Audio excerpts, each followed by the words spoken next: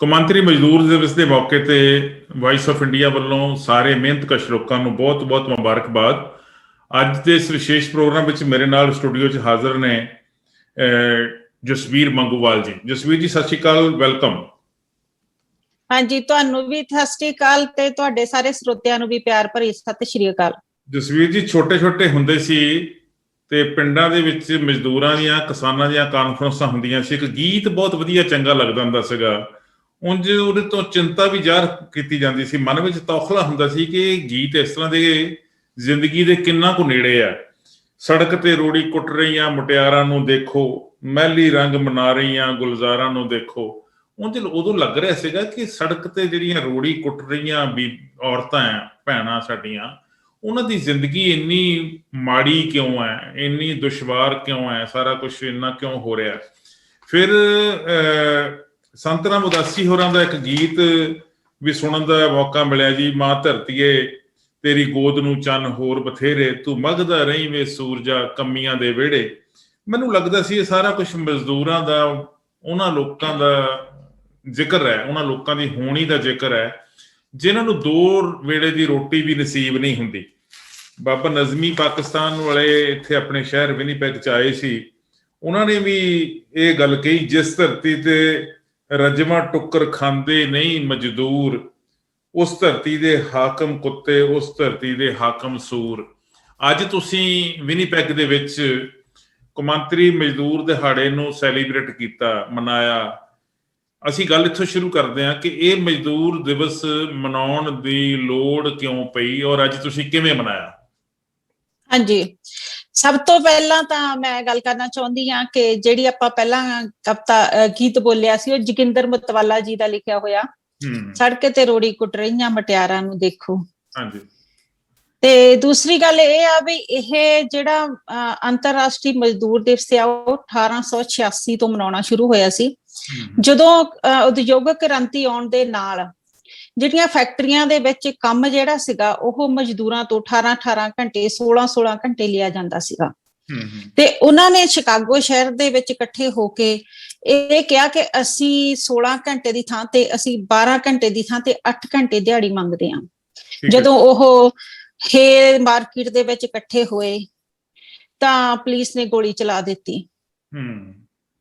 ਤੇ ਉਸ ਤੋਂ ਬਾਅਦ ਵਿੱਚ ਜਦੋਂ ਉਹਨਾਂ ਨੇ ਰੋਸ ਮੁਜ਼ਾਹਰਾ ਕਰਨ ਲਈ ਇਹਦਾ ਦੁਬਾਰਾ ਮੀਟਿੰਗ ਕੀਤੀ ਤਾਂ ਇੱਕ ਜਿਹੜਾ ਬੰਦਾ ਆ ਉਹਨੇ ਬੰਬ ਚਲਾ ਦਿੱਤਾ, ਜਿਹਦੇ ਕਰਕੇ ਬਹੁਤ ਸਾਰੇ ਮਜ਼ਦੂਰ ਜਿਹੜੇ ਇੱਕ ਪੁਲਿਸ ਵਾਲਾ ਮਾਰਿਆ ਗਿਆ ਤੇ ਕਾਫੀ ਜ਼ਖਮੀ ਹੋ ਗਏ, ਜਿਹਦੇ ਕਰਕੇ ਉਹਨਾਂ ਨੂੰ ਇਹ ਮੌਕਾ ਮਿਲ ਗਿਆ ਕਿ ਮਜ਼ਦੂਰਾਂ ਨੂੰ ਜਿਹੜੇ ਹੈਗੇ ਮਜ਼ਦੂਰ ਆਗੂ ਆ ਉਹਨਾਂ ਨੂੰ ਸਜ਼ਾਵਾਂ ਦਿੱਤੀਆਂ ਜਾਣ। ਠੀਕ ਹੈ। ਤੇ ਇਸ ਕਰਕੇ 11 ਨਵੰਬਰ 1887 ਨੂੰ ਐਲਬਰਟ ਪਾਰਸਨ, ਆਗਸਟਨ ਸਪਾਈਸ, ਜਾਰਜ ਇੰਜਲ ਤੇ ਅਡੋਲਫ ਫਿਸ਼ਰ ਨੂੰ ਫਾਂਸੀ ਲਾ ਦਿੱਤੀ ਗਈ। ਤੇ ਹਾਂਜੀ, ਜਿਹੜੇ ਮਜ਼ਦੂਰ ਆਗੂ ਸੀਗੇ। 1899 ਵਿੱਚ ਇਹ ਫੈਸਲਾ ਜਿਹੜਾ ਆ ਇਹ ਮਨਾਉਣ ਲਈ ਕਾਂਗਰਸ ਕੀਤੀ ਗਈ ਤੇ 1890 ਤੋਂ ਇਹ ਦਿਹਾੜਾ ਜਿਹੜਾ ਆ ਉਹ ਮਨਾਇਆ ਜਾਂਦਾ ਆ। ਭਾਰਤ ਵਿੱਚ 1923 ਤੋਂ ਮਨਾਉਣਾ ਸ਼ੁਰੂ ਹੋਇਆ। ਸੋ ਜੇ ਅਸੀਂ ਅੱਜ ਮੈਂ ਗੱਲ ਕਰਾਂ ਕਿ ਅੱਜ ਲਗਭਗ 134-35 ਸਾਲ ਹੋ ਗਏ ਆ। ਤੇ ਜਿਹੜੀ ਦਿਹਾੜੀ ਲਈ ਉਹ 12 ਘੰਟੇ 16 ਘੰਟੇ ਤੋਂ 12 ਘੰਟੇ ਤੋਂ 8 ਘੰਟੇ ਦੀ ਗੱਲ ਕਰਦੇ ਸੀ, ਤੇ ਜੇ ਮੈਂ ਪ੍ਰਾਪਤੀ ਦੀ ਗੱਲ ਕਰਾਂ ਤੇ ਅਸੀਂ ਅੱਜ ਕਿਉਂ ਮਨਾਇਆ, ਇਹਦੀ ਲੋੜ ਕਿਉਂ ਆ। ਤੇ ਭਾਰਤ ਦੇ ਵਿੱਚ ਅਸੀਂ ਜਿਵੇਂ ਜਾਣਦੇ ਹਾਂ ਕਿ ਕਿਰਤ ਕਾਨੂੰਨਾਂ ਨੂੰ ਖਤਮ ਕਰਕੇ ਜਿਹੜੀ ਦਿਹਾੜੀ ਫੇਰ 12 ਘੰਟੇ ਕਰ ਦਿੱਤੀ ਗਈ ਆ। ਹਾਂਜੀ, ਬਿਲਕੁਲ। ਸੋ ਦੁਨੀਆ ਭਰ ਦੇ ਵਿੱਚ 135 ਸਾਲਾਂ ਹੁਣ ਤੱਕ ਜਿਹੜੀ ਮਜ਼ਦੂਰਾਂ ਦੀ ਹਾਲਤ ਆ ਉਹਦੇ ਵਿੱਚ ਨਾ ਮਾਤਰ ਸੁਧਾਰ ਆਇਆ, ਕੋਈ ਸੁਧਾਰ ਨਹੀਂ ਆਇਆ। ਸੋ ਅੱਜ ਅਸੀਂ ਇੱਥੇ ਮਈ ਦਿਵਸ ਜਿਹੜੀ ਕਾਰ ਰੈਲੀ ਕਰਕੇ ਮਨਾਇਆ, ਕਿਉਂਕਿ ਪਹਿਲਾਂ ਸਾਡਾ ਵਿਨੀਪੈਗ ਸਾਹਿਤ ਤੇ ਸੱਭਿਆਚਾਰਕ ਸਭਾ ਵੱਲੋਂ ਸੀਗਾ ਕਿ ਅਸੀਂ ਇੱਥੇ ਪ੍ਰੋਟੈਸਟ ਕਰਾਂਗੇ, ਪਰ ਜਦੋਂ ਪੁਲਿਸ ਨਾਲ ਗੱਲ ਕੀਤੀ ਗਈ ਤੇ ਪੁਲਿਸ ਨੇ ਕਰਨ ਤੋਂ ਮਨਾ ਕਰ ਦਿੱਤਾ ਕਿ ਤੁਸੀਂ 10 ਬੰਦਿਆਂ ਤੋਂ ਜ਼ਿਆਦਾ ਇਕੱਠੇ ਨਹੀਂ ਹੋ ਸਕਦੇ। ਠੀਕ ਹੈ ਜੀ। ਹਾਂਜੀ, ਉਹ ਤਾਂ ਰਿਸਟ੍ਰਿਕਸ਼ਨਸ ਹੈਗੀਆਂ ਸੀ, ਸਾਨੂੰ ਫੋਲੋ ਕਰਨੀਆਂ ਚਾਹੀਦੀਆਂ, ਪਰ ਤੁਸੀਂ ਰੋਸ ਪ੍ਰਗਟ ਕੀਤਾ, ਕਿੱਥੇ, ਕਿਹੜੀ ਲੋਕੇਸ਼ਨ ਸੀ ਜੀ ਜਿੱਥੇ ਤੁਸੀਂ ਰੋਸ ਪ੍ਰਗਟ ਕੀਤਾ? ਹਾਂਜੀ, ਅਸੀਂ ਵੀ ਜਿਹੜਾ ਹਿਊਮਨ ਰਾਈਟਸ ਦਾ ਜਿਹੜਾ ਮਿਊਜ਼ੀਅਮ ਆ ਹਿਊਮਨ ਉੱਥੋਂ ਰਾਈਟਸ ਸ਼ੁਰੂ ਹੋ ਕੇ, ਮਿਊਜ਼ੀਅਮ, ਬਿਲਕੁਲ ਹਾਂਜੀ ਬੜੀ ਉੱਥੋਂ proper, ਸ਼ੁਰੂ ਹੋ ਕੇ ਅਸੀਂ ਬਹੁਤ ਵਧੀਆ ਜਗ੍ਹਾ ਚੁਣੀ ਤੁਸੀਂ। ਹਿਊਮਨ ਰਾਈਟਸ ਮਿਊਜ਼ੀਅਮ ਜਿਹੜਾ ਬੜਾ ਕੌਮਾਂਤਰੀ ਪ੍ਰਸਿੱਧੀ ਵਾਲਾ ਮਿਊਜ਼ੀਅਮ ਹੈਗਾ, ਉੱਥੇ ਲੋਕ ਬੜੀ ਦੂਰੋਂ ਦੂਰੋਂ ਮਿਊਜ਼ੀਅਮ ਵੇਖਣ ਆਉਂਦੇ ਆ, ਔਰ ਮਿਊਜ਼ੀਅਮ ਦੇ ਅੰਦਰ ਵਾਲੀ ਗੱਲ ਜਿਹੜੀ ਆ ਉਹਦੇ ਲਈ ਤੇ ਮਾਣ ਕੀਤਾ ਜਾ ਸਕਦਾ ਕਿ ਮਜ਼ਦੂਰਾਂ ਦੀਆਂ ਕਿਰਤੀਆਂ ਦੀਆਂ ਜਿਹੜੀਆਂ ਸਟਰਗਲਸ ਹੋਈਆਂ ਉਹਨਾਂ ਦਾ ਵੀ ਉੱਥੇ ਜ਼ਿਕਰ ਹੈਗਾ। ਮੈਂ ਇੱਕ ਗੱਲ ਜ਼ਰੂਰ ਤੁਹਾਨੂੰ ਪੁੱਛਣੀ ਚਾਹੁੰਦਾ, ਜਿਹੜੇ ਤੁਸੀਂ ਹੁਣੇ ਕਿਹਾ ਕਿ ਨਾ ਮਾਤਰ ਸੁਧਾਰ ਹੋਇਆ ਕਿਰਤੀਆਂ ਦੀ ਜ਼ਿੰਦਗੀ ਦੇ ਵਿੱਚ, 135 ਸਾਲ ਬੀਤ ਜਾਣ ਦੇ ਬਾਵਜੂਦ, ਜਿੱਥੇ ਅੱਜ ਇਹ ਫਿਕਰਮੰਦੀ ਵਾਲੀ ਗੱਲ ਹੈ ਕਿ ਉਹਨਾਂ ਦੀ ਮਜ਼ਦੂਰਾਂ ਦੀ ਜਿਨ੍ਹਾਂ ਨੇ 18 ਘੰਟੇ ਤੋਂ ਬਾਅਦ 8 ਘੰਟੇ ਦੀ ਦਿਹਾੜੀ ਫਿਕਸ ਕਰਨ ਦੇ ਲਈ ਕੁਰਬਾਨੀਆਂ ਦਿੱਤੀਆਂ, ਸ਼ਹਾਦਤਾਂ ਦਿੱਤੀਆਂ, ਤੇ ਉਸ ਦਿਨ ਨੂੰ ਮਨਾਇਆ ਜਾ ਰਿਹਾ, ਉਹਨਾਂ ਦੀ ਹਾਲਤ ਵਿੱਚ ਬਹੁਤਾ ਸੁਧਾਰ ਨਹੀਂ ਹੋਇਆ। ਇਹ ਇੱਕ ਚਿੰਤਾ ਵਾਲਾ ਵਿਸ਼ਾ ਤਾਂ ਹੈ ਹੀ ਹੈ। ਦੂਜੇ ਪਾਸੇ ਸਰਕਾਰਾਂ ਜਿਹੜੀਆਂ ਉਹ ਦੁਬਾਰਾ ਉਸ ਤਰੀਕੇ ਦੇ ਹੱਥ ਕੰਡੇ ਅਪਣਾਉਣ ਲੱਗ ਪਈਆਂ ਕਿ ਮਜ਼ਦੂਰਾਂ ਨੂੰ ਦਬਾ ਕੇ ਰੱਖਿਆ ਜਾਵੇ, ਉਹਨਾਂ ਤੋਂ ਮਨਮਰਜ਼ੀ ਦੀ ਕਿਰਤ ਕਰਵਾਈ ਜਾਵੇ, ਉਹਨਾਂ ਦੀ ਕਿਰਤ ਦੀ ਲੁੱਟ ਕੀਤੀ ਜਾਵੇ। ਇਹ ਸਾਰਾ ਕੁਝ ਕੀ ਮਈ ਦਿਵਸ ਦੇ ਮੌਕੇ ਦੇ ਉੱਤੇ ਮਜ਼ਦੂਰ ਜਮਾਤ ਨੂੰ ਇੱਕ ਸੁਨੇਹੇ ਦੇ ਤੌਰ ਤੇ ਦੇਣ ਵਿੱਚ ਤੁਸੀਂ ਕਾਮਯਾਬ ਹੋਏ ਕਿ ਜੇ ਤੁਸੀਂ ਇਕੱਠੇ ਨਾ ਹੋ ਸਕੇ, ਜੇ ਤੁਹਾਨੂੰ ਆਪਦੇ ਹੱਕਾਂ ਦਾ ਪਤਾ ਨਾ ਲੱਗਿਆ, ਜੇ ਤੁਸੀਂ ਹੱਕਾਂ ਪ੍ਰਤੀ ਜਾਗਰੂਕ ਨਾ ਹੋਏ, ਤੇ ਤੁਹਾਡੇ ਨਾਲ ਆਉਣ ਵਾਲੇ ਦਿਨਾਂ ਦੇ ਵਿੱਚ ਇਸ ਤੋਂ ਵੀ ਮਾੜੀ ਹਾਲਤ ਦਾ ਤੁਹਾਨੂੰ ਸਾਹਮਣਾ ਕਰਨਾ ਪੈ ਸਕਦਾ? ਹਾਂਜੀ, ਮਤਲਬ ਕਿ ਜਦੋਂ ਤੋਂ ਹੀ ਭਾਰਤ ਦੇ ਵਿੱਚ ਜਾਂ ਦੁਨੀਆ ਭਰ ਦੇ ਜਿੰਨੇ ਵੀ ਦੇਸ਼ ਹੈਗੇ ਆ, ਉੱਥੇ ਟ੍ਰੇਡ ਯੂਨੀਅਨਾਂ ਜਿਹੜੀਆਂ ਹੈਗੀਆਂ ਮਜ਼ਦੂਰਾਂ ਦੇ ਹੱਕਾਂ ਲਈ ਲੜਦੀਆਂ। ਭਾਵੇਂ ਅਸੀਂ ਜਾਣਦੇ ਹਾਂ ਕਿ ਭਾਰਤ ਦੇ ਵਿੱਚ ਆਰਗੇਨਾਈਜ਼ ਜਿਹੜੀ ਲੇਬਰ ਆ ਬਹੁਤ ਘੱਟ ਆ, ਜਿਹੜੀ ਲੇਬਰ ਹੈਗੀ ਆ, ਜਿੱਦਾਂ ਬਹੁਤ ਜਿਨ੍ਹਾਂ ਨੂੰ ਮਿਨੀਮਮ ਵੇਜ ਨਾ ਦੀ ਤਾਂ ਉੱਥੇ ਕੋਈ ਗੱਲ ਹੀ ਨਹੀਂ ਹੈਗੀ। ਭਾਵੇਂ ਇਹ ਕੀਤਾ ਗਿਆ ਹੈਗਾ ਆ ਕਿ ਅਸੀਂ ਬਈ ਜਿਹੜੇ ਮਨਰੇਗਾ ਵਾਲੇ ਆ ਉਹਨਾਂ ਦੇ 240 ਰੁਪਏ ਦਿਹਾੜੀ ਸੀਗੀ ਤੇ ਉਹਨਾਂ ਤੋਂ 201 ਰੁਪਇਆ ਵਧਾ ਕੇ 241 ਕਰ ਦਿੱਤੀ ਆ ਨਾ। ਪਰ ਫਿਰ ਵੀ ਜੇ ਅਨਆਰਗੇਨਾਈਜ਼ਡ ਲੇਬਰ ਹੋਣ ਕਰਕੇ ਜਿਹੜੇ ਘਰਾਂ 'ਚ ਕੰਮ ਕਰਦੇ ਆ, ਜਿਹੜੇ ਖੇਤਾਂ 'ਚ ਕੰਮ ਕਰਦੇ ਆ, ਪਾਬੰਦੀਆਂ ਮਜ਼ਦੂਰਾਂ ਬਾਰੇ ਵੀ ਸੁਣਿਆ ਹੋਣਾ ਆ ਹਨਾ। ਹਾਂ, ਜਿਹੜੇ ਸਿਰਫ ਰੋਟੀ ਤੇ ਹੀ ਕੰਮ ਕਰਦੇ ਆ, ਸਾਰੀ ਸੀਰੀ ਰਲਿਓ, ਜਿਨ੍ਹਾਂ ਨੂੰ ਥੋੜੀਆਂ ਚੀਜ਼ਾਂ ਦੇ ਕੇ ਹੀ, ਤਾਂ ਜਿਹੜੇ ਭੱਠਿਆਂ ਤੇ ਕੰਮ ਕਰਦੇ ਆ, ਜਿਹੜੇ ਫੈਕਟਰੀਆਂ 'ਚ ਕੰਮ ਕਰਦੇ ਆ, ਉਹਨਾਂ ਮਜ਼ਦੂਰ, ਜੇ ਤਾਂ ਉੱਥੇ ਯੂਨੀਅਨਾਂ ਹੈਗੀਆਂ ਤਾਂ ਮਾੜੀ ਮੋਟੀ ਵੇਜਸ ਤਾਂ ਹੈਗਾ ਆ, ਪਰ ਜਿੱਥੇ ਯੂਨੀਅਨਾਂ ਨਹੀਂ ਹੈਗੀਆਂ, ਜਿੱਥੇ ਉਹਨਾਂ ਨੂੰ ਉੱਥੇ ਜਿਹੜੀ ਕਿਰਤ ਦੀ ਲੁੱਟ ਹੈਗੀ ਆ ਉਹ ਉਦਾਂ ਹੀ ਹੁੰਦੀ ਆ। ਸੋ ਇਸ ਕਰਕੇ ਇਹ ਸੁਨੇਹਾ ਜਿਹੜਾ ਦੇਣ ਦੇ ਵਿੱਚ ਮੈਨੂੰ ਨਹੀਂ ਲੱਗਦਾ ਬਹੁਤਾ ਸਫਲ ਅਸੀਂ ਹੋਏ ਆ। ਜੇ ਅਸੀਂ ਸਫਲ ਹੋਏ ਹੁੰਦੇ ਤਾਂ ਪਿਛਲੇ ਸਾਲ ਜਦੋਂ ਕਰੋਨਾ ਦੀ ਮਹਾਮਾਰੀ ਦਾ ਜਦੋਂ ਆਇਆ ਤੇ 3 ਦਿਨਾਂ ਦੇ ਵਿੱਚ ਜਦੋਂ ਸਰਕਾਰ ਨੇ ਬਿਨਾਂ ਕੋਈ ਸਹੂਲਤਾਂ ਦਿੱਤੀਆਂ, ਬਿਨਾਂ ਕੋਈ ਨੋਟਿਸ ਦਿੱਤੇ ਲਾਕਡਾਊਨ ਲਾ ਦੇਣਾ ਤੇ ਮਜ਼ਦੂਰਾਂ ਦਾ ਨੰਗੇ ਪੈਰੀ ਭੁੱਖੇ ਢਿੱਡੀ ਆਪਣੇ ਛੋਟੇ ਛੋਟੇ ਬੱਚਿਆਂ ਨੂੰ ਲੈ ਕੇ ਪ੍ਰਵਾਸ ਕਰਨਾ ਆਪਣੇ ਘਰਾਂ ਨੂੰ ਖਾਲੀ ਹੱਥੀਂ, ਕਿਉਂਕਿ ਜਿਹੜੇ ਪੀਸ ਵਰਕ ਤੇ ਕੰਮ ਕਰਦੇ ਸੀਗੇ, ਜਿਨ੍ਹਾਂ ਨੂੰ ਮਹੀਨੇ ਬਾਅਦ ਤਨਖਾਹ ਮਿਲਣੀ ਸੀਗੀ, ਤੇ ਉਹ ਤਾਂ ਜਦੋਂ ਲਾਕਡਾਊਨ ਹੋ ਗਿਆ ਉਹ ਮਿਲੇ ਨਹੀਂ ਸਕੇ, ਉਹਨਾਂ ਦੇ ਕੋਲ ਪੈਸੇ ਹੈ ਨਹੀਂ ਸੀ, ਉਹਨਾਂ ਕੋਲ ਰਹਿਣ ਲਈ ਕੋਈ ਸਹੂਲਤਾਂ ਨਹੀਂ ਸੀਗੀਆਂ। ਉਹ ਜਿੱਦਾਂ ਉਹ ਮੇਰੀਆਂ ਅੱਖਾਂ ਦੇ ਮੂਹਰੇ ਅੱਜ ਵੀ ਉਹ ਦ੍ਰਿਸ਼ ਜਿਹੜਾ ਆ ਉਹ ਘੁੰਮ ਰਿਹਾ ਆ ਕਿ ਕਿੱਦਾਂ ਉਹ ਆਪਣੀਆਂ ਕੋਈ ਸਾਈਕਲਾਂ ਤੇ, ਕੋਈ ਪੈਰੀ ਤੁਰ ਕੇ ਹਨਾ, ਕੋਈ ਬਿਮਾਰ ਹੋ ਰਿਹਾ, ਕੋਈ ਰਸਤੇ 'ਚ ਮਰ ਰਿਹਾ ਆ, ਰਸਤੇ ਵਿੱਚ ਹੀ ਬੱਚੇ ਪੈਦਾ ਹੋ ਰਹੇ ਆ। ਸੋ ਉਹ ਜੇ ਅਸੀਂ ਸੁਨੇਹਾ ਦੇਣ ਦੇ ਵਿੱਚ ਕਾਮਯਾਬ ਹੁੰਦੇ ਤਾਂ ਸ਼ਾਇਦ ਉਹ ਦ੍ਰਿਸ਼ ਸਾਨੂੰ ਦੇਖਣਾ ਨਾ ਪੈਂਦਾ। ਪਰ ਦੂਜੇ ਅੱਜ ਵੀ ਜਸਵੀਰ ਜੀ ਵੇਖੋ, ਜਿੱਥੇ ਕਰੋਨਾ ਦੀ ਗੱਲ ਤੁਸੀਂ ਕੀਤੀ ਹੈ, ਕਰੋਨਾ ਦੇ ਦੌਰਾਨ ਮਜ਼ਦੂਰਾਂ ਦੇ ਨਾਲ ਬਹੁਤ ਵਧੀਕੀਆਂ ਹੋਈਆਂ, ਕਹਿ ਲਓ, ਉਹਨਾਂ ਦੀ ਦੁਰਦਸ਼ਾ ਜਿਹੜੀ ਆ ਉਹ ਸਾਹਮਣੇ ਆ ਗਈ। ਇਹ ਹਾਲਾਤ ਸਾਰੇ ਨੰਗੇ ਹੋ ਗਏ। ਸਰਕਾਰ ਵੱਲੋਂ ਕੀਤੀਆਂ ਜਾ ਰਹੀਆਂ ਜਿਹੜੀਆਂ ਕੋਸ਼ਿਸ਼ਾਂ, ਕਹਿ ਲਓ ਸੋ ਕਾਲਡ ਕੋਸ਼ਿਸ਼ਾਂ, ਉਹ ਨੰਗੀਆਂ ਹੋ ਗਈਆਂ ਕਿ ਤੁਸੀਂ ਅਸਲ 'ਚ ਕੋਸ਼ਿਸ਼ਾਂ ਕਰਦੇ ਨਹੀਂ, ਇਮਾਨਦਾਰੀ ਨਹੀਂ ਹੈਗੀ। ਦੂਜੇ ਪਾਸੇ ਦੇਖੋ, ਕਿਸਾਨ ਕਿੰਨੇ ਵੈਲ ਆਰਗੇਨਾਈਜ਼ਡ ਵੇ ਦੇ ਨਾਲ ਦਿੱਲੀ ਦੀਆਂ ਬਰੂਹਾਂ ਤੇ ਬੈਠੇ ਆ, ਉਹ ਵੀ ਤਾਂ ਇਕੱਠੇ ਹੋਏ ਆ। ਔਰ ਕਿਸਾਨ ਜਿਹੜੇ ਕਹਿੰਦੇ ਆ ਕਿ ਮਜ਼ਦੂਰ ਸਾਡਾ ਪਾਰਟ ਹੈ, ਅਸੀਂ ਮਜ਼ਦੂਰਾਂ ਦੇ ਨਾਲ ਆ ਜਾਂ ਮਜ਼ਦੂਰ ਸਾਡੇ ਨਾਲ। ਹਾਂਜੀ, ਜਿੱਥੋਂ ਤੱਕ ਆਪਾਂ ਜਾਣਦੇ ਹੀ ਆ ਵੀ ਖੇਤੀ ਕਾਨੂੰਨਾਂ ਦੀ ਜਿਹੜੇ ਸਾਡੇ ਕਿਸਾਨ ਆ ਉੱਥੇ ਨਵੰਬਰ ਤੋਂ ਉੱਥੇ ਬੈਠੇ ਆ 25 ਨਵੰਬਰ ਤੋਂ, ਤੇ 400 ਦੇ ਲਗਭਗ ਜਿਹੜੇ ਸਾਡੇ ਕਿਸਾਨ ਆ ਉਹ ਸ਼ਹੀਦ ਹੋ ਚੁੱਕੇ ਆ। ਬਿਲਕੁਲ। ਜਦੋਂ ਅਸੀਂ ਇਹ ਵੀ ਜਾਣਦੇ ਆ ਕਿ ਇਹ ਜਿਹੜੀਆਂ ਨੀਤੀਆਂ ਆ ਇਹ 1991 ਤੋਂ ਹੀ ਸ਼ੁਰੂ ਹੋ ਗਈਆਂ ਸੀ ਆਉਣੀਆਂ, ਜਦੋਂ ਕਾਂਗਰਸ ਦੀ ਸਰਕਾਰ ਸੀਗੀ। ਤੇ ਜਦੋਂ ਉਸ ਵੇਲੇ ਕੁਝ ਜਿਹੜੇ ਲੋਕ ਸੀਗੇ, ਜਿਹੜੇ ਬੁੱਧੀਜੀਵੀ ਲੋਕ ਸੀਗੇ, ਜਿਹੜੇ ਅਗਾਂਹਵਧੂ ਲੋਕ ਸੀ, ਉਹ ਜਦੋਂ ਲੋਕਾਂ ਨੂੰ ਦੱਸਦੇ ਸੀਗੇ ਵੀ ਆਹ ਜਿਹੜੇ ਸਮਝੌਤੇ WTO ਨਾਲ ਕਰ ਰਹੇ ਆ, ਆਹ ਜਿਹੜੀ ਸਰਕਾਰ ਆਹ ਸਮਝੌਤੇ ਕਰ ਰਹੀ ਆ ਵਰਲਡ ਬੈਂਕ ਤੋਂ ਉਹਨਾਂ ਨੂੰ ਲੱਗਦਾ ਸੀ ਕਿ ਇਹ ਕਮਲੀਆਂ ਹੀ ਮਾਰ ਰਹੇ ਆ। ਜਦੋਂ ਇਹ ਕਾਨੂੰਨ ਆਏ ਵੀ ਆ, ਜਦੋਂ ਜੂਨ ਤੋਂ ਹੀ ਜਿਹੜੀਆਂ ਯੂਨੀਅਨਾਂ ਪਿੰਡਾਂ ਦੇ ਵਿੱਚ ਜਾ ਕੇ ਲੋਕਾਂ ਨੂੰ ਦੱਸ ਰਹੀਆਂ ਸੀ, ਪਹਿਲਾਂ ਤਾਂ ਉਹਨਾਂ ਨੂੰ ਸਮਝ ਹੀ ਨਹੀਂ ਲੱਗ ਰਹੀ ਸੀਗੀ। ਫਿਰ ਕੀ ਹੋਇਆ, ਜਦੋਂ ਉਹਨਾਂ ਨੂੰ ਸਮਝ ਲੱਗੀ, ਕੁਝ ਲੋਕ ਨਾਲ ਤੁਰੇ, ਤਾਂ ਇਹ ਗੱਲ ਮਜ਼ਦੂਰਾਂ ਨੂੰ ਸਮਝਾਉਣ ਦੇ ਵਿੱਚ ਮੈਨੂੰ ਮਤਲਬ ਇਹ ਠੀਕ ਹੈ ਵੀ ਕੁਝ ਮਜ਼ਦੂਰ ਯੂਨੀਅਨਾਂ ਜਿਹੜੀਆਂ ਕਿਰਤੀ ਕਿਸਾਨ ਯੂਨੀਅਨ ਵੱਲੋਂ ਵੀ ਆਈਆਂ, ਉਗਰਾਹਾਂ ਵੱਲੋਂ ਵੀ ਆਈਆਂ, ਪਰ ਉਸ ਤਰੀਕੇ ਦੇ ਨਾਲ ਇਹ ਲੜਾਈ ਜਿਹੜੀ ਹੈਗੀ ਆ, ਕਿਉਂਕਿ ਅਸੀਂ ਜਾਣਦੇ ਜਿਹੜਾ ਜਮਾਖੋਰੀ ਦਾ ਐਕਟ ਆ ਉਹਦਾ ਅਸਰ ਕੱਲਾ ਕਿਸਾਨਾਂ ਤੇ ਨਹੀਂ ਮਜ਼ਦੂਰਾਂ ਤੇ ਵੀ ਪੈਣਾ ਹੈ। ਬਿਲਕੁਲ, ਸਧਾਰਨ ਬੰਦਿਆਂ ਤੇ ਪੈਣਾ ਜੀ। ਹਾਂਜੀ, ਸਾধারণ ਬੰਦਿਆਂ ਦੇ ਸਾਰੀ ਦੁਨੀਆ ਤੇ ਉਹਦੀ ਸਾਰੇ ਲੋਕਾਂ ਤੇ ਪੈਣਾ ਆ। ਇਹ ਗੱਲ ਸਮਝਾਉਣ ਦੇ ਵਿੱਚ ਅਸੀਂ ਸਫਲ ਨਹੀਂ ਹੋ ਸਕੇ, ਕਿਉਂਕਿ ਜਿਹੜੇ ਪਿੰਡਾਂ ਦੇ ਲੋਕ ਜਾਂ ਤਾਂ ਉਹਨਾਂ ਦੀ ਆਰਗੇਨਾਈਜ਼ ਹੋਣ ਲਈ ਉਹਨਾਂ ਦੀ ਇਹ ਵੀ ਹੈਗਾ ਵੀ ਉਹ ਜਿੰਨੀ ਡੰਗ ਦਾ ਕਮਾਉਣਾ ਤੇ ਖਾਣਾ ਆ ਉਹ ਉੱਥੇ ਜਾ ਕੇ ਬੈਠ ਨਹੀਂ ਸਕਦੇ। ਬਿਲਕੁਲ, ਜੇ ਉਹ ਉੱਥੇ ਜਾ ਕੇ ਬੈਠ ਜਾਣਗੇ ਤੇ ਉਹਨਾਂ ਦੇ ਬੱਚਿਆਂ ਨੂੰ ਰੋਟੀ ਦੇਣੀ ਬਹੁਤ ਔਖੀ ਆ, ਹੈ ਨਾ। ਦੂਸਰਾ ਮੈਂ ਕਾਰਨ ਇਹ ਵੀ ਸਮਝਦੀ ਹਾਂ ਕਿ ਜਿਹੜਾ ਕਾਸਟ ਸਿਸਟਮ ਹੋਣ ਕਰਕੇ ਮਜ਼ਦੂਰਾਂ ਦਾ ਤੇ ਜਿਹੜਾ ਕਿਸਾਨਾਂ ਦਾ ਨਹੀਂ, ਜਾਂ ਜਿਹੜਾ ਉੱਥੇ ਜਿਹੜਾ ਸਿਸਟਮ ਦੇ ਵਿੱਚ ਜੱਟਵਾਦ ਹੋਣ ਕਰਕੇ ਜਦੋਂ ਗੁਰਦੁਆਰਿਆਂ ਦੇ ਵਿੱਚ ਬੈਠ ਕੇ ਮਜ਼ਦੂਰਾਂ ਦੇ ਖਿਲਾਫ ਮਤੇ ਪਾਏ ਜਾਣਗੇ ਕਿ ਇਹਨਾਂ ਦੀ ਇੰਨੀ ਦਿਹਾੜੀ ਹੋਊਗੀ, ਇਸ ਤੋਂ ਵੱਧ ਇਹ ਦਿਹਾੜੀ ਨਹੀਂ ਮੰਗ ਸਕਦੇ, ਜੇ ਸਪਰੇਅ ਕਰਦੇ ਇੱਕ ਮਜ਼ਦੂਰ ਦੇ ਮਰ ਜਾਂਦਾ ਆ ਤੇ ਉਹਦੀ ਆਪਣੀ ਜ਼ਿੰਮੇਵਾਰੀ ਹੋਊਗੀ, ਜੋ ਏਦਾਂ ਦੇ ਮਤੇ ਗੁਰਦੁਆਰਿਆਂ ਤੋਂ ਪਾਉਂਦੇ ਆ। ਇੱਕ ਪਾੜਾ ਜਿੱਦਾਂ ਸੰਤ ਰਾਮਦਾਸੀ ਜੀ ਦਾ ਗੀਤ ਸੀ ਨਾ, ਗਲ ਲੱਗ ਕੇ ਸੀਰੀ ਦੇ ਜੱਟ ਰੋਵੇ, ਬੋਲਾਂ ਵਿੱਚੋਂ ਨੀਰ ਵਗਿਆ, ਲਿਆ ਤੰਗਲੀ ਨਸੀਬਾਂ ਨੂੰ ਫਰੋਲੀਏ, ਤੂੜੀ ਵਿੱਚੋਂ ਪੁੱਤ ਜੱਗਿਆ। ਉਹ ਜਿਹੜੀ ਸਾਂਝ ਆ, ਉਹ ਸਾਂਝ ਟੁੱਟਦੀ ਨਜ਼ਰ ਆ ਰਹੀ ਆ।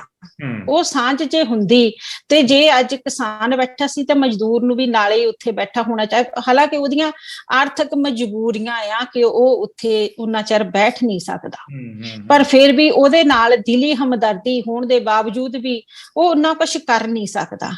ਤੇ ਦੂਜੀ ਗੱਲ ਇਹ ਆ, ਇਹਨਾਂ ਕਾਨੂੰਨਾਂ ਦੇ ਨਾਲ ਹੀ ਕਿਰਤ ਕਾਨੂੰਨ ਵੀ ਆਇਆ ਸੀ, ਉਹ ਜਿਹੜਾ ਦੱਬ ਕੇ ਹੀ ਰਹਿ ਗਿਆ। ਜਿੱਦਾਂ ਹੁਣ ਚੁੱਪ-ਚਾਪ ਹੀ 12 ਘੰਟੇ ਦੀ ਜਿਹੜੀ ਹੈਗੀ ਆ ਦਿਹਾੜੀ ਹੋ ਗਈ ਆ। ਹੋਰ ਵੀ ਇਹਦੇ ਵਿੱਚ ਬਹੁਤ ਸਾਰੀਆਂ ਤਬਦੀਲੀਆਂ ਹੋਈਆਂ ਵੀ ਜਿੱਥੇ ਜਿਹੜੀ ਫੈਕਟਰੀ ਦੇ ਵਿੱਚ 300 ਤੋਂ ਘੱਟ ਲੋਕ ਹੈਗੇ ਆ, ਉੱਥੇ ਜਿਹੜਾ ਆ 15 ਦਿਨਾਂ ਦੇ ਨੋਟਿਸ ਦੇ ਵਿੱਚ ਮਾਲਕ ਤੁਹਾਨੂੰ ਕੰਮ ਤੋਂ ਉਠਾ ਸਕਦਾ। ਜਿਹੜਾ ਪਹਿਲਾਂ 60 ਦਿਨ ਹੁੰਦਾ ਸੀ, ਪਹਿਲਾਂ 60 ਦਿਨ ਹੁੰਦਾ ਸੀ, ਹੁਣ 15 ਦਿਨਾਂ ਦੇ ਨੋਟਿਸ ਤੇ ਉਠਾ ਸਕਦਾ ਆ।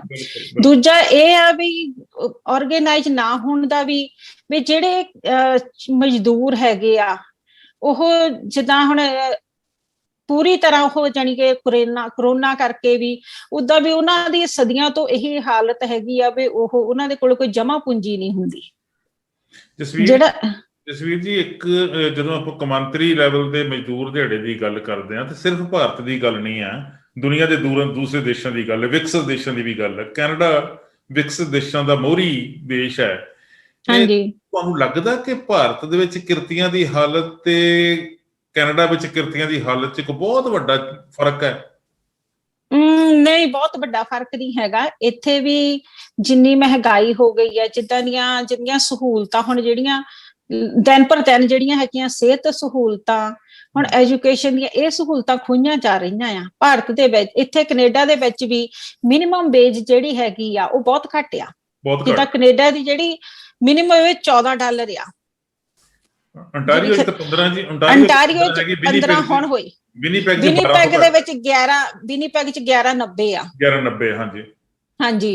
ਤੇ ਉਹ ਕਿਰਤ ਦੀ ਲੁੱਟ ਹੋ ਰਹੀ ਨਾ, ਇਹ ਵੀ ਕਿਰਤ ਦੀ ਲੁੱਟ ਹੋ ਰਹੀ ਆ। ਜਦੋਂ ਤੁਸੀਂ ਇੰਨਾ ਜ਼ਿਆਦਾ ਰਹਿਣ ਸਹਿਣ ਮਹਿੰਗਾ ਹੈਗਾ ਆ, ਖਾਣ ਪੀਣ ਮਹਿੰਗਾ ਆ, ਤੇ ਉਹ ਇੰਨੀ ਮਿਨੀ ਪੇ ਬੇਸ ਦੇ ਨਾਲ ਗੁਜ਼ਾਰਾ ਨਹੀਂ ਕਰ ਸਕਦੇ। ਜੇ ਅਸੀਂ ਇਹ ਗੱਲ ਕਹੀਏ ਕਿ 8 ਘੰਟੇ ਕੰਮ ਕਰਕੇ ਉਹ ਆਪਣਾ ਜਿਹੜਾ ਹੈਗਾ ਆ ਉਹ ਟੱਬਰ ਨੂੰ ਵਧੀਆ ਜ਼ਿੰਦਗੀ ਦੇ ਸਕਦੇ, ਨਹੀਂ ਦੇ ਸਕਦੇ। ਦੂਜੇ ਨੰਬਰ ਤੇ ਇਹ ਆ ਕਿ ਇੱਥੇ ਜਿਹੜੇ ਸਟੂਡੈਂਟ ਆਏ ਹੋ ਆ, ਉਹ ਜਿਹੜੇ ਸਟੂਡੈਂਟਾਂ ਦੀ ਵੀ ਜਿਹੜੀ ਹੈਗੀ ਆ ਉਹ ਬਹੁਤ ਲੁੱਟ ਹੋ ਰਹੀ ਆ। ਉਹਨਾਂ ਨੂੰ ਬਹੁਤ ਘੱਟ, ਜਿਹੜੇ ਜਿਨ੍ਹਾਂ ਦੇ ਕੋਲ ਕੋਈ ਸਟੇਟਸ ਨਹੀਂ ਹੈਗਾ, ਚਾਹੇ ਉਹ ਵਿਜ਼ਟਰ ਆ ਕੇ ਇੱਥੇ ਵਰਕ ਪਰਮਿਟ ਲਈ ਆਏ ਆ, ਉਹਨਾਂ ਦੀ ਵੀ ਬਹੁਤ ਲੁੱਟ ਹੁੰਦੀ ਹੈ। ਜਿੰਨੇ ਵੀ ਆਪਣੇ ਪ੍ਰਾਈਵੇਟ ਅਦਾਰੇ ਆ, ਜਦੋਂ ਉਹਨਾਂ 'ਚ ਕੰਮ ਕਰਦੇ, ਉੱਥੇ ਤਾਂ ਮਿਨੀਮਮ ਵੇਜ ਦਾ ਤਾਂ ਕੋਈ ਰੌਲਾ ਹੀ ਨਹੀਂ ਹੈਗਾ। ਚਾਹੇ ਉਹ ਰੈਸਟੋਰੈਂਟਾਂ 'ਚ ਕੰਮ ਕਰਦੇ ਆ, ਹੋਟਲਾਂ 'ਚ ਕੰਮ ਕਰਦੇ ਆ, ਚਾਹੇ ਉਹ ਜਿਹੜੇ ਹੈਗੇ ਕੱਪੜੇ ਦੀਆਂ ਦੁਕਾਨਾਂ ਤੇ ਕੰਮ ਕਰਦੇ ਆ, ਉਹਨਾਂ ਥਾਵਾਂ ਤੇ ਤਾਂ ਉੱਕਾ ਮੁੱਕਾ ਉਹ ਨਹੀਂ ਕਹਿਣਾ ਵੀ ਅਸੀਂ ਕੋਈ 1000 ਦਿੰਦਾ, ਕੋਈ 1200 ਦਿੰਦਾ, ਜਿਹਦੇ ਨਾਲ ਗੁਜ਼ਾਰਾ ਕਰਨਾ ਬਹੁਤ ਔਖਾ ਆ। ਬਿਲਕੁਲ। ਇਹ ਜਿਹੜੀ ਇਸ ਤਰੀਕੇ ਦੀ ਸਥਿਤੀ ਹੈਗੀ ਆ, ਆਪਾਂ ਕੈਨੇਡਾ ਦੀ ਗੱਲ ਜਦੋਂ ਕੀਤੀ ਹੈਗੀ, ਤੇ ਇੱਥੇ ਤਾਂ ਯੂਨੀਅਨਾਂ ਕਾਫੀ ਵੱਡੀਆਂ ਹੈਗੀਆਂ। ਹੈਲਥ ਕਾਮਿਆਂ ਦੀ ਯੂਨੀਅਨ ਬੜੀ ਵੱਡੀ ਆ, ਟਰਾਂਸਪੋਰਟ ਵਾਲਿਆਂ ਦੀ ਬੜੀ ਵੱਡੀ ਹੈ, ਹਾਂਜੀ। ਹੋਰ ਵੀ ਫੈਕਟਰੀਆਂ ਦੇ ਵਿੱਚ ਮਜ਼ਦੂਰ ਹੈਗੇ, ਉਹਨਾਂ ਦੀ ਯੂਨੀਅਨਾਂ ਵੀ ਹੈਗੀਆਂ ਹੈ, ਉਹ ਵੀ ਹੜਤਾਲਾਂ ਕਰਦੇ ਆ। ਵਿਨੀਪੈਗ ਦੇ ਵਿੱਚ 1919 ਚ ਇੱਕ ਹੜਤਾਲ ਹੋਈ ਸੀ, ਜਨਰਲ ਸਟ੍ਰਾਈਕ ਹੋਈ ਸੀ 1919 ਦੀ। ਹਾਂਜੀ, ਜਨਰਲ ਸਟ੍ਰਾਈਕ ਹੋਈ ਸੀ, ਵਰਲਡ ਲੈਵਲ ਦੀ ਇੱਕ ਬਹੁਤ ਵੱਡੀ ਸਟ੍ਰਾਈਕ ਜਿਹੜੀ ਹੋਈ ਸੀ। ਇਹਦਾ ਮਤਲਬ ਲੋਕੀ ਬਨਿਸਬਤ ਭਾਰਤ ਦੇ ਇੱਥੇ ਤਾਂ ਜ਼ਿਆਦਾ ਚੌਕਸ ਹੈਗੇ, ਅਵੇਅਰ ਹੈਗੇ ਆਪਦੇ ਹੱਕਾਂ ਪ੍ਰਤੀ। ਤੇ ਫਿਰ ਜਿਹੜਾ ਪਾੜਾ ਅਸੀਂ ਮਹਿਸੂਸ ਕਰਦੇ ਹਾਂ ਕਿ ਇੱਥੇ ਦੇ ਕਿਰਤੀਆਂ ਨੂੰ ਵੀ ਉਸ ਤਰੀਕੇ ਦੀਆਂ ਮੁਸ਼ਕਲਾਂ ਝੱਲਣੀਆਂ ਪੈ ਰਹੀਆਂ, ਘੱਟ ਵੇਜਿਸ ਦੀਆਂ, ਜਾਂ ਅਨਆਰਗੇਨਾਈਜ਼ਡ ਜਿਹੜੇ ਲੋਕ ਹੈਗੇ ਆ, ਉਹਨਾਂ ਨੂੰ ਇਹ ਮੁਸੀਬਤ ਝੱਲਣੀ ਪੈ ਰਹੀ ਹੈ। ਤੇ ਇਹਦੇ ਪਿੱਛੇ ਕੀ ਕਾਰਨ ਹੋ ਸਕਦਾ, ਜਾਂ ਉਹਨਾਂ ਨੂੰ ਆਰਗੇਨਾਈਜ਼ਡ ਕਿਵੇਂ ਕੀਤਾ ਜਾ ਸਕਦਾ? ਐਕਚੁਅਲੀ ਜਦੋਂ ਪਹਿਲਾਂ ਯੂਨੀਅਨਾਂ ਪਹਿਲਾਂ ਬਹੁਤ ਸਟਰੋਂਗ ਹੁੰਦੀਆਂ ਸੀ, ਇਹ ਹੱਕ ਵੀ ਤਾਂ ਹੀ ਮਿਲੇ ਆ। ਜੇ ਮੈਂ ਇਹ ਗੱਲ ਕਹਾਂ ਕਿ ਜਿਹੜਾ ਇੰਗਲੈਂਡ ਦੇ ਵਿੱਚ ਜਾਂ ਕੈਨੇਡਾ ਦੇ ਵਿੱਚ, ਅਮਰੀਕਾ ਦੇ ਵਿੱਚ ਜਿਹੜੇ ਮਜ਼ਦੂਰਾਂ ਨੂੰ ਹੱਕ ਮਿਲੇ ਆ, ਇਹ ਰਸ਼ੀਅਨ ਰੈਵੋਲੂਸ਼ਨ ਤੋਂ ਬਾਅਦ ਮਿਲੇ ਆ। ਜਦੋਂ 1917 ਦੀ ਕ੍ਰਾਂਤੀ ਹੋਈ ਆ, ਤੇ ਇਹ ਜਿਹੜੇ ਦੇਸ਼ ਸੀ, ਇਹਨਾਂ ਨੂੰ ਡਰ ਲੱਗਣ ਲੱਗ ਪਿਆ ਸੀ ਕਿ ਕਿਤੇ ਸਾਡੇ ਦੇਸ਼ ਦੇ ਵਿੱਚ ਉਹ ਇਨਕਲਾਬ ਨਾ ਹੋ ਜਾਵੇ। ਇਸ ਕਰਕੇ ਉਹਨਾਂ ਨੇ ਮਜ਼ਦੂਰਾਂ ਨੂੰ ਸਹੂਲਤਾਂ ਦੇਣੀਆਂ ਸ਼ੁਰੂ ਕਰ ਦਿੱਤੀਆਂ। ਪਰ ਹੁਣ ਕੀ ਹੋਇਆ, ਹੌਲੀ ਹੌਲੀ ਇਹ ਸਹੂਲਤਾਂ ਜਿਹੜੀਆਂ ਇਹ ਬਹੁਤ ਹੀ ਘੱਟ ਕੀਤੀਆਂ ਜਾ ਰਹੀਆਂ ਆ। ਇੱਥੇ ਯੂਨੀਅਨਾਂ, ਇਹ ਦੂਜਾ ਇਹ ਆ ਕਿ ਲੋਕਾਂ ਦੇ ਮਨਾਂ ਦੇ ਵਿੱਚ, ਆਮ ਲੋਕਾਂ ਦੇ ਮਨਾਂ ਦੇ ਵਿੱਚ ਯੂਨੀਅਨਾਂ ਪ੍ਰਤੀ ਗਲਤ ਜਿਹੜੀਆਂ ਗੱਲਾਂ ਫੈਲਾਈਆਂ ਗਈਆਂ ਕਿ ਯੂਨੀਅਨਾਂ ਏਦਾਂ ਕਰਦੀਆਂ, ਯੂਨੀਅਨਾਂ ਏਦਾਂ ਕਰਦੀਆਂ। ਉਹਨਾਂ ਨੂੰ ਇਹ ਗੱਲਾਂ ਦਾ ਪਤਾ ਹੀ ਨਹੀਂ ਕਿ ਯੂਨੀਅਨਾਂ ਸਾਡੇ ਫਾਇਦੇ ਲਈ ਲੜਦੀਆਂ, ਜਿਹਦੇ ਕਰਕੇ ਬਹੁਤ ਸਾਰੇ ਥਾਵਾਂ ਤੇ ਤਾਂ ਹੁਣ ਯੂਨੀਅਨਾਂ ਹੈ ਹੀ ਨਹੀਂ, ਨਾ ਮਾਤਰ ਯੂਨੀਅਨਾਂ ਹੀ ਹੈਗੀਆਂ। ਜਦੋਂ ਆਰਗੇਨਾਈਜ਼ਡ ਲੇਬਰ ਨਹੀਂ ਹੋਊਗੀ ਤਾਂ ਉਦੋਂ ਜਿਹੜੀ ਉਹਦੀ ਕਿਰਤ ਦੀ ਲੁੱਟ ਹੋਣੀ ਆ, ਚਾਹੇ ਉਹ ਕੈਨੇਡਾ ਹੋਵੇ ਤੇ ਚਾਹੇ ਉਹ ਇੰਗਲੈਂਡ ਹੋਵੇ ਜਾਂ ਉਹ ਕੋਈ ਵੀ ਹੋਵੇ। ਆਪਾਂ ਜਾਣਦੇ ਹਾਂ ਕਿ ਜਦੋਂ ਵੱਖ-ਵੱਖ ਦੇਸ਼ਾਂ ਦੇ ਵਿੱਚ ਜਿਹੜੇ ਹੈਗੇ ਆ ਸਰਕਾਰਾਂ ਹੈਗੀਆਂ ਆ, ਉਹ ਦਾਅ ਪੇਚ ਏਦਾਂ ਦੇ ਖੇਡਦੀਆਂ ਕਿ ਅਸੀਂ ਆਪਸ ਵਿੱਚ ਹੀ, ਅਸੀਂ ਭਾਵੇਂ ਕਹਿੰਦੇ ਆ ਕਿ ਦੁਨੀਆ ਭਰ ਦੇ ਮਜ਼ਦੂਰੋ ਇੱਕ ਹੋ ਜਾਓ, ਪਰ ਅਸੀਂ ਆਪਸ ਵਿੱਚ ਛੋਟੀਆਂ-ਛੋਟੀਆਂ ਗੱਲਾਂ ਦੇ ਵਿੱਚ ਜਿਹੜੇ ਉਲਝੇ ਹੋਏ ਆ। ਹਾਂਜੀ, ਇਹ ਇੱਕ ਜਸਵੀਰ ਜੀ ਇੱਕ ਗੱਲ ਬੜੀ ਇੰਪੋਰਟੈਂਟ ਹੈ ਕਿ ਆਮ ਤੌਰ ਤੇ ਯੂਨੀਅਨ ਦੇ ਲੀਡਰਸ ਦੇ ਉੱਤੇ ਦੋਸ਼ ਲੱਗਦਾ ਰਹਿੰਦਾ ਕਿ ਉਹ ਕੰਮ ਨਹੀਂ ਕਰਦੇ, ਚੌਧਰਪੁਣਾ ਜ਼ਿਆਦਾ ਕਰਦੇ ਆ, ਤੇ ਉਹ ਸਗੋਂ ਮਜ਼ਦੂਰਾਂ ਦੇ ਸਿਰ ਤੇ ਐਸ਼ ਕਰਦੇ ਆ। ਇਸ ਤਰੀਕੇ ਦੇ ਉਲੰਭੇ ਜਿਹੜੇ ਆ ਉਹ ਮਿਲਦੇ ਆ, ਤੇ ਬਹੁਤ ਸਾਰੇ ਮਜ਼ਦੂਰ ਜਿਹੜੇ ਆ ਉਹ ਫਿਰ ਕਈ ਵਾਰੀ ਏਦਾਂ ਸੋਚਦੇ ਆ ਕਿ ਅਸੀਂ ਕੀ ਆਰਥਿਕ ਫਾਇਦੇ ਲੈਣ ਦੇ ਲਈ ਇਸ ਮਜ਼ਦੂਰ ਯੂਨੀਅਨ ਵਿੱਚ ਸ਼ਾਮਲ ਹੋ ਜਾਈਏ, ਕਿ ਜਾਂ ਕੋਈ ਸੱਚੀ ਮੁੱਚੀ ਇਨਕਲਾਬੀ ਤਬਦੀਲੀ ਇਹ ਯੂਨੀਅਨ ਲਿਆ ਸਕਦੀ ਹੈ। ਆਮ ਤੌਰ ਤੇ ਯੂਨੀਅਨ ਦੀਆਂ ਮੰਗਾਂ ਕੀ ਹੁੰਦੀਆਂ ਜੀ, ਸਾਡੀਆਂ ਵੇਜਸ ਵਧਾ ਦਿਓ, ਸਾਨੂੰ ਹੈਲਥ ਜਿਹੜੇ ਬੈਨੀਫਿਟ ਆ ਉਹ ਵਧਾ ਦਿਓ, ਜਾਂ ਇੰਡੀਆ ਦੀ ਦੇਖੀ ਗੱਲ, ਉੱਥੇ ਆਮ ਤੌਰ ਤੇ ਮੁਲਾਜ਼ਮਾਂ ਨੂੰ ਇਹੀ ਹੁੰਦਾ ਮੇਰੀ ਬਦਲੀ ਉੱਥੇ ਕਰ ਦਿਓ ਜੀ, ਮੇਰਾ ਟੀਏ ਬਿੱਲ ਪਾਸ ਕਰ ਦਿਓ ਜੀ, ਮੇਰਾ ਇਹ ਬਕਾਇਆ ਮੈਨੂੰ ਦੇ ਦਿਓ ਜੀ, ਇਹੋ ਜਿਹੀਆਂ ਗੱਲਾਂ ਹੁੰਦੀਆਂ। ਸੇਮ ਤਰ੍ਹਾਂ ਦੀਆਂ ਮੈਨੂੰ ਲੱਗਦਾ ਹੈ ਇੱਥੇ ਪ੍ਰੋਬਲਮ ਵੀ ਕੈਨੇਡਾ ਵਿੱਚ ਵੀ ਜਾਂ ਹੋਰਨਾਂ ਕੰਟਰੀਜ਼ ਵਿੱਚ ਵੀ ਹੋ ਸਕਦੀਆਂ। ਤੇ ਇਹ ਜਿਹੜੀ ਬਹੁਤ ਵੱਡੀ ਤਬਦੀਲੀ ਲਿਆਉਣ ਦੀ ਗੱਲ ਮਜ਼ਦੂਰ ਦਿਨ ਦੇ ਉੱਤੇ ਕਰਨੀ ਚਾਹੀਦੀ ਆ, ਉਹ ਹੋ ਨਹੀਂ ਰਹੀ। ਲੋਕਾਂ ਨੂੰ ਸਿਰਫ ਆਰਥਿਕ ਜਿਹੜੇ ਫਾਇਦਿਆਂ ਦੇ ਨਾਲ ਬੰਨ੍ਹ ਕੇ ਇੱਕ ਮਜ਼ਦੂਰ ਜਥੇਬੰਦੀ ਵਿੱਚ ਜਾਂ ਟ੍ਰੇਡ ਯੂਨੀਅਨ ਦੇ ਵਿੱਚ ਸ਼ਾਮਲ ਕੀਤਾ ਜਾਂਦਾ। ਇਹ ਜਿਹੜਾ ਨਾ ਪੂੰਜੀਵਾਦੀ ਸਿਸਟਮ ਆ, ਇਹ ਸਿਸਟਮ ਜਿਹੜਾ ਤੁਹਾਨੂੰ ਏਦਾਂ ਦੇ ਬਣਾ ਦਿੰਦਾ ਆ ਕਿ ਇਹ ਤੁਹਾਨੂੰ ਜਿੱਦਾਂ ਹੁਣ ਜਿਹੜੇ ਹੈਗੇ ਆ ਯੂਨੀਅਨਾਂ ਦੇ, ਤੁਸੀਂ ਜਿੱਦਾਂ ਗੱਲ ਕੀਤੀ ਆ ਕਿ ਲੀਡਰ ਜਿਹੜੇ ਆ ਉਹ ਕੁਝ ਲੋਕ ਹੋਣਗੇ ਵੀ, ਕਿਉਂਕਿ ਅਸੀਂ ਹਿਊਮਨ ਬੀਇੰਗ ਆ। ਜਦੋਂ ਅਸੀਂ ਕਿਸੇ ਅਹੁਦੇ ਤੇ ਪਹੁੰਚ ਜਾਂਦੇ ਆ ਤੇ ਅਸੀਂ ਆਪਣੀਆਂ ਜ਼ਿੰਮੇਵਾਰੀਆਂ ਨੂੰ ਆਪਣੇ ਨਿੱਜੀ ਲਾਭਾਂ ਲਈ ਵਰਤਣ ਲੱਗ ਪੈਂਦੇ ਆ, ਹਨਾ।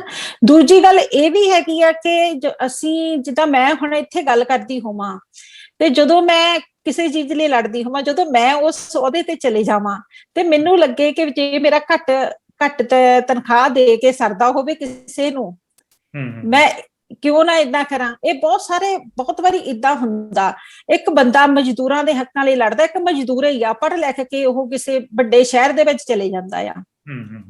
ਉਹ ਜਿਹੜਾ ਮਜ਼ਦੂਰ, ਜਿਹੜਾ ਉਹ ਬੰਦਾ ਅਵੇਅਰ ਆ ਵੀ ਕਿਰਤ ਦੀ ਲੁੱਟ ਹੁੰਦੀ ਆ, ਜਦੋਂ ਉਹ ਸ਼ਹਿਰ ਦੇ ਵਿੱਚ ਜਾਂਦਾ ਆ, ਉੱਥੇ ਉਹ ਕੱਪੜੇ ਧੋਣ ਵਾਲੀ ਵੀ ਰੱਖਦਾ ਆ, ਝਾੜੂ ਪੋਚਾ ਕਰਨ ਵਾਲੀ ਵੀ ਰੱਖਦਾ ਆ, ਹਨਾ, ਖਾਣਾ ਬਣਾਉਣ ਵਾਲੀ, ਮਤਲਬ ਕਿ ਉਹ ਥੋੜੀ ਜਿਹੀ ਤਨਖਾਹ ਦੇ ਕੇ 5-7 ਬੰਦਿਆਂ ਨੂੰ ਹਾਇਰ ਕਰ ਲੈਂਦਾ ਆ, ਆਪਣੀ ਤਨਖਾਹ ਦੇ ਵਿੱਚੋਂ 5-7 ਬੰਦਿਆਂ ਨੂੰ। ਉਹ ਕਾਹਤੇ ਕਹੂਗਾ ਕਿ ਤੁਸੀਂ ਰੇਟ ਇਹਨਾਂ ਦੀ ਰੇਟ ਜਿਹੜਾ ਵਧਾਇਆ ਜਾਵੇ, ਹਨਾ। ਸੋ ਇਹ ਚੀਜ਼ਾਂ ਵੀ ਜਿਹੜੇ ਨਿੱਜੀ ਮਫਾਦਾਂ ਦੇ ਲਈ ਅਸੀਂ ਆਪਣੇ ਜਿਹੜੇ ਹੈਗੇ ਆ ਉਹਨਾਂ ਗੱਲਾਂ ਨੂੰ ਭੁੱਲ ਜਾਂਦੇ ਆ। ਜਿੰਨਾ ਚਿਰ ਇਹ ਆਰਗੇਨਾਈਜ਼ ਨਹੀਂ ਹੁੰਦੇ, ਜਿੰਨਾ ਚਿਰ ਇਹ ਆਪਣੇ ਹੱਕਾਂ ਲਈ, ਦੇਖੋ ਸਰਕਾਰਾਂ ਤੋਂ ਤਾਂ ਚਾਹੇ ਉਹ ਕੈਨੇਡਾ ਦੀ ਹੋਵੇ, ਚਾਹੇ ਅਮਰੀਕਾ ਦੀ ਹੋਵੇ, ਚਾਹੇ ਭਾਰਤ ਦੀ ਹੋਵੇ, ਸਰਕਾਰਾਂ ਤੋਂ ਬਿਲਕੁਲ ਵੀ ਆਸ ਨਹੀਂ ਕੀਤੀ ਜਾ ਸਕਦੀ ਕਿ ਉਹ ਕਿਸੇ ਦਾ, ਲੋਕਾਂ ਦਾ ਫਾਇਦਾ ਲਊਗੀ। ਉਹਨਾਂ ਨੇ ਤਾਂ ਜੇ ਭਾਰਤ ਆ ਉਹਨੀ ਧਰਮ ਦੇ ਨਾਂ ਤੇ, ਜਾਤ ਦੇ ਨਾਂ ਤੇ, ਹਨਾ, ਵੰਡ ਕੇ ਉਹਨੀ ਇਹੀ ਪੱਤਾ ਖੇਡਣਾ ਆ ਕਿ ਲੋਕਾਂ ਦੀਆਂ ਵੋਟਾਂ ਮਿਲੀ ਜਾਣ ਤੇ ਅਸੀਂ ਰਾਜ ਕਰੀ ਜਾਈਏ। ਉਹਨਾਂ ਨੂੰ ਕੋਈ ਮਤਲਬ ਨਹੀਂ ਹੈਗਾ ਕਿ ਮਜ਼ਦੂਰ ਭੁੱਖਾ ਮਰਦਾ, ਕਿਸਾਨ ਭੁੱਖਾ ਮਰਦਾ ਆ, ਤੇ ਰੇਹੜੀਆਂ ਵਾਲਿਆਂ ਦਾ ਕੀ ਹਾਲ ਆ, ਜਿਹੜੇ ਹੋਰ ਛੋਟੇ ਕਾਰਖਾਨੇਦਾਰ ਉਹਨਾਂ ਦਾ ਕੀ ਹਾਲ ਆ। ਉਹਨਾਂ ਦਾ ਮਕਸਦ ਹੈਗਾ ਆ ਕਿ ਅਸੀਂ ਬਸ ਰਾਜ ਕਰੀਏ ਤੇ ਲੋਕੀ ਜੋ ਮਰਜ਼ੀ ਭੁੱਖੇ ਮਰਨ ਜਾਂ ਜਿਉਂਦੇ ਰਹਿਣ ਜਾਂ ਮਰ ਜਾਣ, ਇਹਨਾਂ ਕੋਈ ਫਰਕ ਨਹੀਂ ਪੈਂਦਾ। ਦੁਨੀਆ ਭਰ ਦੇ ਵਿੱਚ ਮਜ਼ਦੂਰਾਂ ਦੀਆਂ ਲਹਿਰਾਂ ਉੱਠੀਆਂ ਜੀ, ਕਾਮਯਾਬ ਲਹਿਰਾਂ ਉੱਠੀਆਂ। ਮਜ਼ਦੂਰਾਂ ਨੇ ਆਪਦੀਆਂ ਜਿਹੜੀਆਂ ਮੰਗਾਂ ਸੀਗੀਆਂ ਉਹ ਮਨਵਾਈਆਂ, ਹੱਕੀ ਮੰਗਾਂ ਮਨਵਾਈਆਂ। ਇਹ ਨਹੀਂ ਕਿ ਕਹਿੰਦੇ ਸੀਗੇ ਕਿ ਇਹ ਕੰਮ ਕਰਨਾ ਹੀ ਕਰਨਾ। ਉਹਨਾਂ ਨੇ ਬਕਾਇਦਾ ਸਾਬਤ ਕੀਤਾ ਕਿ ਜਿਹੜੀ ਡਿਮਾਂਡ ਅਸੀਂ ਰੱਖ ਰਹੇ ਹਾਂ ਇਹ ਸਾਡਾ ਹੱਕ ਹੈ। ਰਾਜਨੀਤਿਕ ਪਾਰਟੀਆਂ ਵੀ ਇੰਡੀਆ ਵਿੱਚ ਵੀ ਤੇ ਮੈਨੂੰ ਲੱਗਦਾ ਕੈਨੇਡਾ ਵਿੱਚ ਵੀ ਰਾਜਨੀਤਿਕ ਪਾਰਟੀਆਂ ਮਜ਼ਦੂਰਾਂ ਨੂੰ ਵਰਤਣ ਵਿੱਚ ਕਾਮਯਾਬੀ ਹੋਈਆਂ। ਇੰਡੀਆ ਦੇ ਵਿੱਚ ਕਿਹਾ ਜਾਂਦਾ ਜੀ ਕਮਿਊਨਿਸਟ ਪਾਰਟੀਆਂ ਜਿਹੜੀਆਂ CPI, CPM ਜਾਂ ਹੋਰ ਜਿਹੜੇ ਕੋਈ ਗਰੁੱਪ ਛੋਟੇ ਮੋਟੇ ਹੈਗੇ ਆ, ਉਹ ਮਜ਼ਦੂਰਾਂ ਨੂੰ ਵਰਤ ਰਹੇ ਆ, ਸਾਬਤ ਹੋ ਚੁੱਕਾ। ਉਹ ਆਪਦੀ ਹੋਂਦ ਕਾਇਮ ਰੱਖਣ ਦੀ ਖਾਤਰ ਮਜ਼ਦੂਰਾਂ ਦੇ ਵਿੱਚ ਘੁਸਪੈਠ ਕਰਦੇ ਆ, ਉਹਨਾਂ ਦੀ ਅਗਵਾਈ ਕਰਨ ਦੇ ਨਾਂ ਹੇਠ ਆਪਣੀ ਰਾਜਨੀਤੀ ਚਮਕਾਉਂਦੇ ਆ। ਸੇਮ ਕੈਨੇਡਾ ਵਿੱਚ ਵੀ ਹੋ ਰਿਹਾ।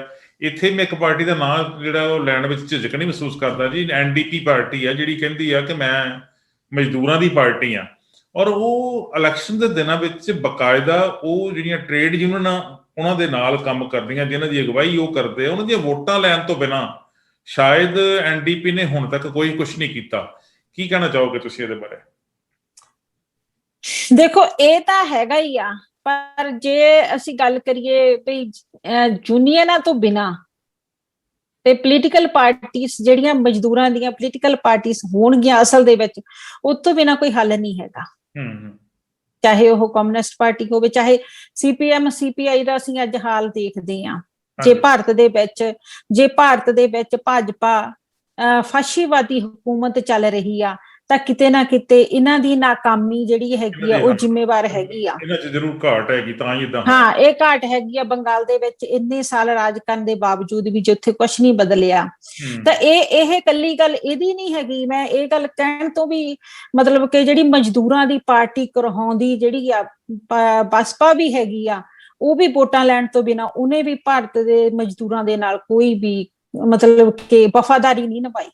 ਸੋ ਜੇ ਇਹ ਵੀ ਗੱਲ ਕਹਦੀ ਵੀ ਮਤਲਬ ਉਹ ਗੱਲ ਕਰਦੀ ਕਿ ਮਜ਼ਦੂਰਾਂ ਦਾ ਰਾਜ ਆ ਜਾਏਗਾ, ਮਜ਼ਦੂਰਾਂ ਦਾ ਰਾਜ ਨਹੀਂ ਆਏਗਾ। ਉਹ ਰਾਜ ਕੁਛ ਲੋਕਾਂ ਦਾ ਆਏਗਾ ਜਿਹੜੇ ਰਾਜ ਸਿੱਧੀ ਤੇ ਬੈਠ ਕੇ ਉਹ ਆਪਣੇ ਜਿਹੜੇ ਨਾਲ ਦੇ ਮਜ਼ਦੂਰ ਆ ਉਹਨਾਂ ਨੂੰ ਭੁੱਲ ਜਾਣਗੇ।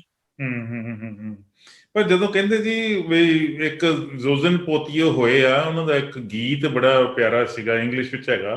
ਤੇ ਮੇਰਾ ਮਿੱਤਰ ਸੁਖਪਾਲ ਹੈਗੇ ਆ, ਡਾਕਟਰ ਸੁਖਪਾਲ, ਉਹਨਾਂ ਨੇ ਸੁਖਪਾਲ ਸੰਘੇੜਾ, ਹਾਂਜੀ ਸੁਖਪਾਲ ਸੰਘੇੜਾ, ਉਹਨਾਂ ਨੇ ਉਹਦੀ ਟ੍ਰਾਂਸਲੇਸ਼ਨ ਕੀਤੀ ਜੀ। ਮੈਨੂੰ ਯਾਦ ਹੈ ਪੰਜਾਬ ਲੋਕ ਸਭਿਆਚਾਰਕ ਮੰਚ ਦਾ ਜਿਹੜਾ ਪਹਿਲਾ ਇਜਲਾਸ ਹੋਇਆ ਜਿੱਥੇ ਸੰਵਿਧਾਨ ਬਣਾਉਣਾ ਸੀਗਾ, ਉਹ ਤੁਹਾਡੇ ਏਰੀਏ 'ਚ ਹੋਇਆ ਸੀ ਜੀ, ਉੱਧਰ ਬੰਗਿਆਂ ਦੇ ਨੇੜੇ ਗੁਣਾਚੌਰ ਹੋਇਆ ਸੀ ਜੀ ਉਹ। ਹਾਂ, ਸ਼ਾਇਦ ਉੱਥੇ ਹੀ। ਮੈਨੂੰ ਜਾਣ ਦਾ ਮੌਕਾ ਮਿਲਿਆ ਸੀ ਉਸ ਇਜਲਾਸ ਵਿੱਚ, ਸੁਖਪਾਲ ਉੱਥੇ ਹਾਜ਼ਰ ਸੀਗੇ। ਉਹਨਾਂ ਨੇ ਇੱਕ ਗੀਤ ਜਿਹੜਾ ਸੀ ਉਹ ਟਰਾਂਸਲੇਟ ਕੀਤਾ ਜੀ, ਲਹਿਰਾਂ ਬਨ ਉੱਠੋ ਭੁੱਖਾਂ ਦੇ ਲਤਾੜਿਓ, ਏਦਾਂ ਕਰਕੇ ਗੀਤ ਸੀਗਾ, ਧਰਤੀ ਦਾ ਸਾਰਾ ਦੁੱਖ ਜੀਵ ਸੀ ਦੀਨ ਵਾਲਿਓ। ਲੱਗਦਾ ਹੁੰਦਾ ਕਿ ਇਹ ਜਿਹੜੇ ਮਜ਼ਦੂਰ ਆਗੂ ਹੈ ਜਾਂ ਜਿਹੜੀਆਂ ਵੀ ਰਾਜਨੀਤਿਕ ਪਾਰਟੀਆਂ ਮਜ਼ਦੂਰਾਂ ਦੀ ਅਗਵਾਈ ਕਰਦੀਆਂ, ਇਹ ਸੱਚੀ ਮੁੱਚੀ ਇੱਕ ਇਹੋ ਜਿਹਾ ਇਨਕਲਾਬ ਦੀ ਭੂਮੀ ਜਿਹੜੀ ਸਿਰਜ ਦੇਣਗੀਆਂ, ਪਲੇਟਫਾਰਮ ਬਣਾ ਦੇਣਗੀਆਂ, ਜਦੋਂ ਮਜ਼ਦੂਰ ਸੱਚੀ ਮੁੱਚੀ ਬਹੁਤ ਇਕੱਠੇ ਹੋ ਜਾਣਗੇ ਔਰ ਉਹਨਾਂ ਦੀ ਇਕਜੁੱਟਤਾ ਜਿਹੜੀ ਆ ਦੁਨੀਆ ਦੇ ਵਿੱਚੋਂ ਭੁੱਖ ਨੂੰ ਮਿਟਾ ਦਊਗੀ, ਖਤਮ ਕਰ ਦਊਗੀ। ਪਰ ਉਸ ਤਰੀਕੇ ਦੀ ਕਾਮਯਾਬੀ ਨਹੀਂ ਮਿਲਦੀ ਪਈ, ਕੀ ਕਰਨਾ ਚਾਹੀਦਾ? ਜਦੋਂ ਅਸੀਂ ਬਹੁਤ ਸਾਲ ਪਹਿਲਾਂ ਇੱਕ ਮਜ਼ਦੂਰ ਫਿਲਮ ਦਾ ਗੀਤ ਸੁਣਦੇ ਹੁੰਦੇ ਸੀ, ਹਮ ਮਿਹਨਤ ਕਸ਼ ਇਸ ਦੁਨੀਆ ਸੇ ਜਬ ਆਪਣਾ ਹਿੱਸਾ ਮਾਂਗेंगे, ਇੱਕ ਦੇਸ਼ ਨਹੀਂ ਇੱਕ ਬਾਗ ਨਹੀਂ, ਹਮ ਸਾਰੀ ਦੁਨੀਆ ਮਾਂਗेंगे। ਬਿਲਕੁਲ। ਪਰ ਜੇ ਮੈਂ ਅੱਜ ਦੀ ਸੱਚਾਈ ਦੇਖਾਂ, ਮੈਨੂੰ ਲੱਗਦਾ ਵੀ ਉਹ ਗੱਲਾਂ ਜਿਹੜੀ ਉਹ ਸੁਪਨਾ ਉਹ ਬਹੁਤ ਦੂਰ ਚਲੇ ਗਿਆ। ਅੱਛਾ ਜੀ। ਅੱਜ ਜੇ ਭਾਰਤ ਦੇ ਅਸੀਂ ਮਤਲਬ ਕਿ ਮੈਂ ਅੱਜ ਦੇ ਹਾਲਾਤ ਦੇਖਾਂ, ਫਾਸ਼ੀਵਾਦੀ ਉੱਥੇ ਜਿਹੜੀ ਸਰਕਾਰ ਆ ਉਹਦੇ ਆਉਣ ਦੇ ਬਾਅਦ, ਕਿਉਂਕਿ ਕਾਂਗਰਸ ਨੇ ਵੀ ਕੋਈ ਮਜ਼ਦੂਰਾਂ ਦੀ ਜਾਂ ਕਿਸਾਨਾਂ ਦੀ ਕੋਈ ਪੱਖੀ ਸਰਕਾਰ ਨਹੀਂ ਸੀ ਹੈਗੀ, ਪਰ ਇਹਨੇ ਲੋਕਾਂ 'ਚ ਨਫ਼ਰਤ ਵੰਡ ਕੇ, ਲੋਕਾਂ ਨੂੰ ਵੰਡ ਕੇ, ਧਰਮ ਦੇ ਨਾਂ ਤੇ, ਜਾਤ ਦੇ ਨਾਂ ਤੇ ਇੰਨਾ ਹਾਲ ਬੁਰਾ ਕਰ ਦਿੱਤਾ ਕਿ ਉਹ ਜਿਹੜੇ ਗੀਤ ਆ, ਉਹ ਗੀਤ ਮਤਲਬ ਕਿ ਹੁਣ ਏਦਾਂ ਲੱਗਦਾ ਵੀ ਉਹ ਗੱਲਾਂ ਜਿਹੜੀਆਂ ਅੱਜ ਦੇ ਜਿਹੜੇ ਸਮੇਂ ਦੇ ਵਿੱਚ, ਅੱਜ ਤਾਂ ਅਸੀਂ ਆਪਣੀ ਹੋਂਦ ਲਈ ਲੜ ਰਹੇ ਹਾਂ। ਅੱਜ ਜੇ ਮੁਸਲਮਾਨ ਆ, ਘੱਟ ਗਿਣਤੀ ਹੈਗੀ ਆ, ਉਹਨਾਂ ਨੂੰ ਮਾਰਿਆ ਜਾ ਰਿਹਾ ਆ, ਦਲਿਤ ਆ ਜਿਹੜੇ ਉਹਨਾਂ ਨੂੰ ਮਾਰਿਆ ਜਾ ਰਿਹਾ, ਔਰਤਾਂ ਤੇ ਜ਼ੁਲਮ ਹੋ ਰਹੇ ਆ, ਹਨਾ। ਸੋ ਇਹ ਤਾਂ ਆਪਾਂ ਆਪਣੀ ਹੋਂਦ ਲਈ ਲੜ ਰਹੇ। ਜਿਹੜੇ ਗੀਤ ਆ, ਜਿਹੜੀਆਂ ਕਵਿਤਾਵਾਂ ਆ, ਜਿਹੜੀ ਇਨਕਲਾਬ ਦੀ ਗੱਲ ਹੈਗੀ ਆ, ਉਹ ਇਨਕਲਾਬ ਦੀ ਗੱਲ ਜਦੋਂ ਅਸੀਂ ਮਤਲਬ ਕਿ ਮੈਂ ਜੇ ਗੱਲ ਕਰਾਂ ਕਿ ਜਦੋਂ ਆਹ ਬਿੱਲ ਜਿਹੜੇ 3 ਖੇਤੀ ਕਾਨੂੰਨ ਪਾਸ ਹੋਏ ਆ, ਜਿਹੜੇ ਆਰਡੀਨੈਂਸ, ਇਹ ਤੋਂ ਪਹਿਲਾਂ ਵੀ ਕਿਸਾਨ ਖੁਦਕੁਸ਼ੀਆਂ ਕਰਕੇ ਮਰ ਰਹੇ ਸੀ। ਕਿਸਾਨਾਂ ਦੀ ਹਾਲਤ ਜਿਹੜੀ ਆ ਉਹ ਬਹੁਤ ਮਾੜੀ ਹੋ ਗਈ ਸੀਗੀ, ਠੀਕ ਹੈ ਨਾ। ਤੇ ਪਰ ਜੇ ਹੁਣ ਅਸੀਂ ਅੱਜ ਦੇਖੀਏ ਕਿ ਅੱਜ ਉਧਰੋਂ ਧਿਆਨ, ਹੁਣ ਅਸੀਂ ਉਹ ਤੋਂ ਵੀ ਮਤਲਬ ਕਿ ਧਿਆਨ ਹੋ ਕੇ ਵੀ ਸਾਡੀ ਜ਼ਮੀਨਾਂ ਹੀ ਖੋਹਣ ਦੀ ਗੱਲ ਹੋ ਗਈ ਆ, ਹੈਨਾ। ਜੇ ਅਸੀਂ ਕਿਸਾਨ ਅੰਨਦਾਤਾ ਜਿਹਨੂੰ ਕਹਿੰਦੇ ਆ, ਹਰੀ ਕ੍ਰਾਂਤੀ ਦੀ ਗੱਲ ਕਰਦੇ ਸੀਗੇ, ਅਸੀਂ ਕਹਿੰਦੇ ਆ ਸਾਰੇ ਦੇਸ਼ ਨੂੰ ਅੰਨਦਾਤਾ ਦਿੰਦਾ, ਪਰ ਅੱਜ ਜੇ ਅੰਨਦਾਤੇ ਦੀ ਗੱਲ ਹੈ ਵੀ ਖੁਦਕੁਸ਼ੀਆਂ ਵਾਲੀ ਗੱਲ, ਤਾਂ ਉਹਦਾ ਹੱਲ ਤਾਂ ਹੋਇਆ ਨਹੀਂ ਕੋਈ, ਪਰ ਉਹ ਤੋਂ ਅੱਗੇ ਵੀ ਅਬ ਜ਼ਮੀਨਾਂ ਖੋਹਣ ਦੀ ਵੀ ਗੱਲ ਹੋ ਗਈ ਆ। ਜਸਵੀਰ, ਤੁਹਾਡੀ ਗੱਲ ਚੋਂ ਗੱਲ ਹੈ ਇੱਕ, ਤੁਸੀਂ ਕਿਹਾ ਕਿ ਜਿਹੜੇ ਹੈਗੇ ਆ ਫਾਸ਼ੀ ਸਰਕਾਰ ਆ, ਉਹਦੇ ਫਾਸ਼ੀਵਾਦ ਹੋਣ ਕਰਕੇ ਸਾਰਾ ਕੁਝ ਹੋ ਗਿਆ। ਉਹ ਜਿਹੜੀ ਘੱਟ ਗਿਣਤੀ ਹੈਗੀ ਉਹਨਾਂ ਨੂੰ ਦਬਾਉਣ 'ਚ ਕਾਮਯਾਬ ਹੋ ਰਹੀਆਂ, ਧਰਮ ਦੇ ਨਾਂ ਤੇ ਲੜਾਈਆਂ ਕਰਵਾਈਆਂ ਜਾ ਰਹੀਆਂ। ਇਹ ਤਾਂ ਹੋਏਗਾ ਜੀ, ਇਹ ਤਾਂ ਹੋਣਾ ਹੀ ਸੀ ਜਾਂ ਹੋਊਗਾ ਵੀ। ਆਉਣ ਵਾਲੇ ਦਿਨਾਂ 'ਚ ਹੋਰ ਤਿੱਖਾ ਰੂਪ ਜਿਹੜਾ ਉਹ ਫਾਸ਼ੀਵਾਦ ਦਾ ਵੇਖਣ ਨੂੰ ਮਿਲ ਸਕਦਾ। ਪਰ ਜਿਹੜੇ ਲੋਕ ਕਹਿੰਦੇ ਆ ਕਿ ਲਹਿਰਾਂ ਬਨ ਉੱਠੋ ਭੁੱਖਾਂ ਦੇ ਲਤਾੜਿਓ, ਉਹ ਜਿਹੜੇ ਲੋਕ ਅਗਵਾਈ ਕਰ ਸਕਦੇ ਆ ਜਾਂ ਜਿਨ੍ਹਾਂ ਬਾਰੇ ਉਹ ਕਹਿ ਰਹੇ ਆ, ਮਜ਼ਦੂਰਾਂ ਬਾਰੇ, ਕਿਸਾਨਾਂ ਬਾਰੇ, ਮਿਹਨਤਕਸ਼ਾਂ ਬਾਰੇ, ਉਹਨਾਂ ਨੂੰ ਵੀ ਆਪਦਾ ਫਰਜ਼ ਹੁਣ ਜ਼ਿਆਦਾ ਗੰਭੀਰਤਾ ਨਾਲ ਪਛਾਣਨ ਦੀ ਲੋੜ ਹੈ। ਉਹ ਤਾਂ ਹੈਗਾ ਹੀ ਆ। ਜਿੰਨਾ ਚਿਰ ਉਹ ਆਪਣੀ ਲੁੱਟ ਕਰਨ ਵਾਲੇ ਲੋਕਾਂ ਬਾਰੇ ਨਹੀਂ ਜਾਣਦੇ, ਹਨਾ, ਉਹ ਇਹਨਾਂ ਚੀਜ਼ਾਂ, ਜਾਤਾਂ ਧਰਮਾਂ ਤੋਂ ਪ੍ਰੋਫੈਸਰ ਮੋਹਨ ਸਿੰਘ ਨੇ ਕਿਹਾ ਸੀ ਵੀ 2 ਹਿੱਸਿਆਂ ਵਿੱਚ ਖਲਕਤ ਵੰਡੀ, ਇੱਕ ਲੋਕਾਂ ਇੱਕ ਜੋਕਾਂ ਦੀ। ਤੇ ਜਦੋਂ ਉਹ ਲੋਕ ਜਿਹੜੇ ਹੈਗੇ ਆ ਉਹਨਾਂ ਜੋਕਾਂ ਨੂੰ ਨਹੀਂ ਜਿੰਨਾ ਚਿਰ ਪਹਿਚਾਣਦੇ, ਉਨਾ ਚਿਰ ਇਹਦਾ ਕੋਈ ਹੱਲ ਨਹੀਂ ਹੈਗਾ। ਠੀਕ ਹੈ ਜੀ। ਹਾਂਜੀ। ਤੇ ਮੈਂ ਨਾ ਇੱਕ ਕਵਿਤਾ ਜਿੱਦਾਂ ਮਜ਼ਦੂਰਾਂ ਦੇ ਹਾਲਤ ਤੇ, ਇੱਕ ਛੋਟੀ ਜਿਹੀ ਕਵਿਤਾ ਇਰਾਨੀ ਕਵੀ ਦੀ ਆ, ਸਵੀਰ ਹੁਣਾਂ ਦੀ ਆ। ਕਹਿੰਦਾ, ਕੀ ਤੁਸੀਂ ਕਦੇ ਤੂਤੀਆਂ ਦੇਖੀਆਂ ਹਨ? ਧਰਤੀ ਤੇ ਜਿੱਥੇ ਇਹ ਡਿੱਗਦੀਆਂ ਹਨ ਉੱਥੇ ਲਾਲ ਰੰਗ ਦੇ ਧੱਬੇ ਛੱਡ ਜਾਂਦੀਆਂ ਹਨ। ਡਿੱਗਣ ਤੋਂ ਬਾਅਦ ਤਕਲੀਫ ਦੇ ਕੁਝ ਵੀ ਨਹੀਂ ਹੁੰਦਾ। ਮੈਂ ਕਿੰਨੇ ਹੀ ਮਜ਼ਦੂਰਾਂ ਨੂੰ ਇਮਾਰਤਾਂ ਤੋਂ ਡਿੱਗਦੇ ਹੋਏ,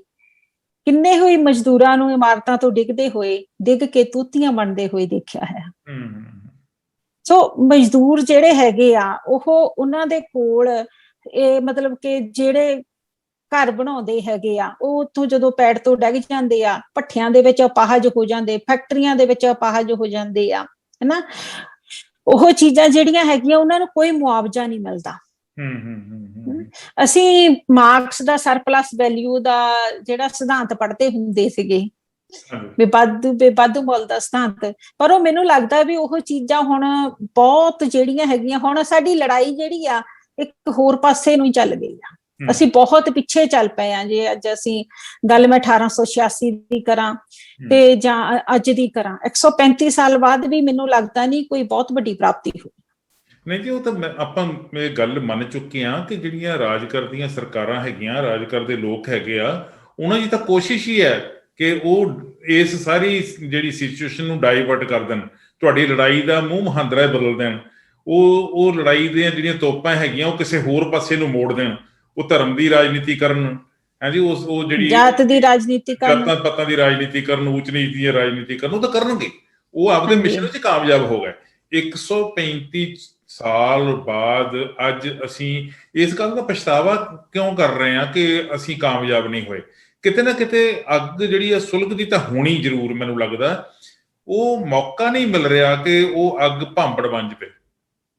ਹਾਂਜੀ ਬਿਲਕੁਲ, ਲੜ ਰਹੇ ਅੱਜ ਵੀ ਲੋਕ, ਆਦੀਵਾਸੀ ਕਿੰਨੇ ਸਾਲਾਂ ਤੋਂ ਲੜ ਰਹੇ ਆ, ਭਾਵੇਂ ਕਿੰਨੇ ਜੰਗਲਾਂ, ਉਹਨਾਂ ਦੇ ਜੰਗਲ ਖੋਹਣ ਲਈ, ਉਹਨਾਂ ਦੀ ਜ਼ਮੀਨ ਖੋਹਣੇ ਲਈ ਸਰਕਾਰਾਂ ਜਿਹੜੀਆਂ ਹੈਗੀਆਂ ਆ ਉਹਨਾਂ ਨੂੰ ਕਦੇ ਮਾਓਵਾਦੀ, ਕਦੇ ਨਕਸਲੀ, ਕਦੇ ਅੱਤਵਾਦੀ ਕਹਿੰਦੀ ਆ। ਪਰ ਜੇ ਉਹਨਾਂ ਦੀ ਕੋਈ ਗੱਲ ਕਰਦਾ ਆ ਤੇ ਬੁੱਧੀਜੀਵੀਆਂ ਨੂੰ ਜੇਲ੍ਹਾਂ ਵਿੱਚ ਸੁੱਟ ਰਹੇ ਆ, ਹਨਾ, ਉਹ ਵਕੀਲ ਆ, ਉਹ ਡਾਕਟਰ ਆ, ਸੱਭਿਅਕ ਸਮਾਜ ਦਾ ਹਿੱਸਾ ਆ, ਉਹ ਬਜ਼ੁਰਗ ਆ, ਉਹ ਔਰਤਾਂ, ਉਹਨਾਂ ਨੂੰ ਜੇਲ੍ਹਾਂ 'ਚ ਸੁੱਟ ਕੇ ਉਹਨਾਂ ਤੇ ਤਸੀਹੇ ਦੇ ਰਹੇ ਆ, ਹਨਾ। ਸੋ ਇਹ ਨਹੀਂ ਗੱਲ ਹੈਗੀ ਵੀ ਲੋਕਾਂ ਦੇ ਵਿੱਚ ਚੇਤਨਾ ਮੁੱਕ ਗਈ ਆ।